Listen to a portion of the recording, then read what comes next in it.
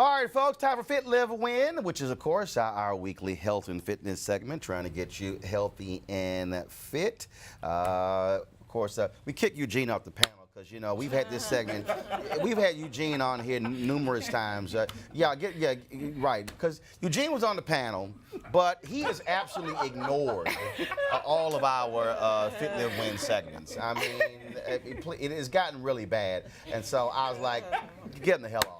All right, so in his seat, we have fitness trainer Jessica Laine. I don't know, Lauren might be next, but Lauren keeps skipping. Every time we have this segment as well, Lauren's like, I don't do that. I'm not doing that. I'm not doing that. I'm not doing it. So let's talk about transitioning from summer to fall workout with Jessica Laine. Jessica Laine here, of course. Jessica, this segment we targeting Lauren. So how can we help Lauren transition for her summer beach body workout to the fall winter? From the summer treadmill to the winter treadmill. Wow, working out. I just time. No, Time. You know, time is like one of the biggest excuses, especially within now about to be fall, because so many people is literally. Mornings are darker, evenings are darker, but do you know you can work out in the comfort of your own home? It's so much stuff you can do.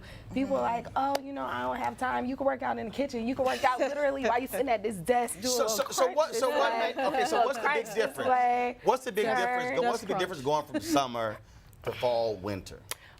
So many people use the weather as an excuse. Monique? And no, they use the weather as an excuse. They use the fact that mornings are darker, evenings it gets dark earlier, so they don't want to work out, they don't want to walk in the evening, so forth and so on. And you know, I personally think, like, with the trees changing, so forth and so on, it's like a better atmosphere. The air is crisp. It's just a beautiful vibe. Lost your mind. No, all right, so what are your 3 basic tips?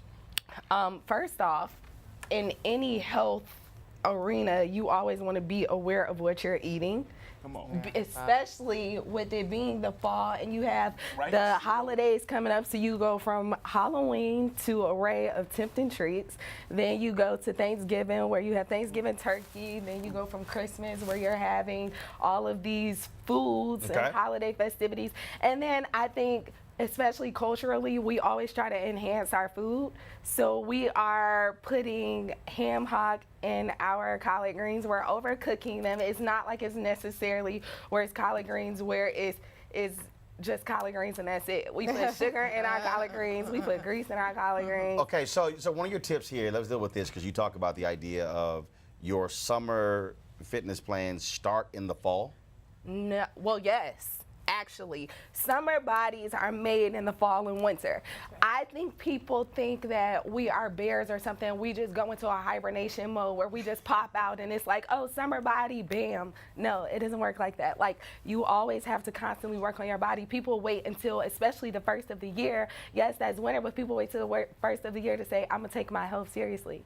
Or they wait until the summer and be like, oh, I'm summertime fine. Like, I need to get my body together now. They don't realize that that whole process before that is when you have to take your health seriously.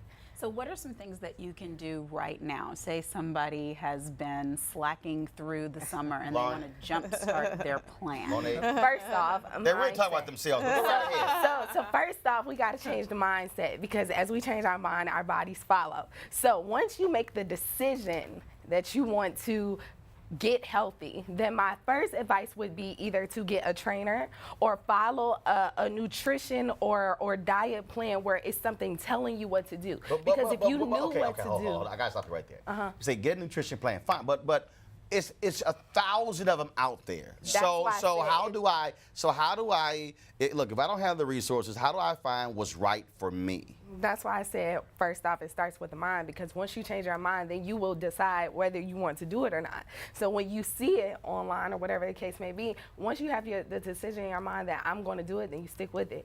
And then it tells you everything to do. And in that process, then you change your body. So where can someone go? Was there a particular app they should look at? Their particular what?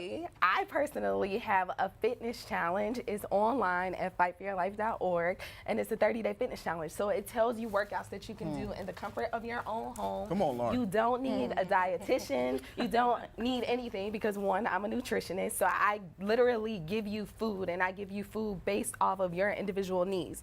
So you also take a free health assessment, and it literally tells you everything you do for 30 days. Once the 30 days are over, you can do it again. Faraji? And again and again. All right, Jessica, a couple of things. One is, what would you recommend for vegetarians? And then two, when you're talking about... Eat some damn meat? Okay, I'm just messing with you. Thank you, Roy. For vegetarians. And then two, especially that we're living in an age where a lot of folks are lactose intolerant, gluten is a problem with celiacs and whatnot. How do you recommend, integrating or creating a nutrition plan around that as well as exercising? Okay, so first off, when somebody says that they're vegetarian, I always ask them what's the basis in which you're a vegetarian, because I know vegetarians that eat French fries. Like, people say, oh, I want to lose weight or whatever the case may be. They don't eat meat, but they'll eat French fries and potato chips and so forth and so on. So I think I kind of see the structure that and what falls down into being when you're a vegetarian, you're no meat. Right, it's no meat, but right. you're still eating junk food, so your body's still not going to accomplish what you're trying to accomplish if you're putting all of these genetically modified foods and processed foods and all of these things into your body. And then I think too, when you're looking at the basis of vegetarian, you have to look at why you're vegetarian, meaning like blood type. So blood type A is mostly a vegetarian diet. Okay, so a lot of people don't realize that what they eat goes off of their blood type. Okay. So blood type A can't necessarily digest meats, whereas blood type O can. So if you're blood type O and you're a vegetarian, I would ask why, because your body won't accomplish what you're trying to accomplish if that's the case. So blood type plays a part in this as Absolutely. well. Again, give the site again where folks can, where Lauren can go and get these summer tips and change her diet. It's www.fightforyourlife.org. That's FIGHTFORLIFE.org. Roland, you're the you chef. just spell all that out, huh? Yes. Okay, all right then. Roland, chef, you know you ain't gonna... Man, please, doggone, when you come, if you vegetarian come, you better bring your own food. Come to my house. I'm just letting you know right now.